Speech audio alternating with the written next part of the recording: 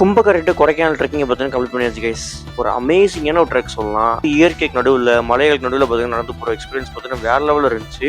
கும்பகரில் ஆரம்பிச்சு 9 kilometres trek பண்ணி Vellagavi reach ஆனோம்.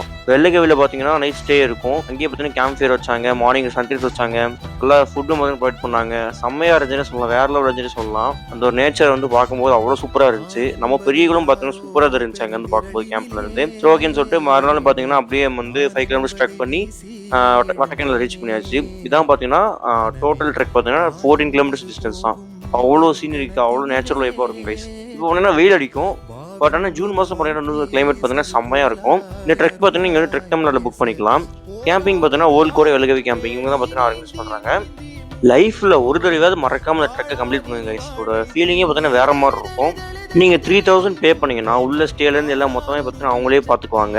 எந்த கேம்பிங் ஸ்டே பண்ணுறேங்கிறது பார்த்தீங்கன்னா இங்கே வந்து ட்ரெக் டெம்லர்லேயே புக் பண்ணிக்கலாம். அவ்வளோ ஒரு ஒர்த்தான ட்ரெக்கிங்னே சொல்லலாம். பெரிய ஒருத்த பக்கத்தில் இப்படி ஒரு ட்ரெக் இருக்குது எனக்கே வந்து கொஞ்ச நாளைக்கு மட்டும் தான் தெரியும்.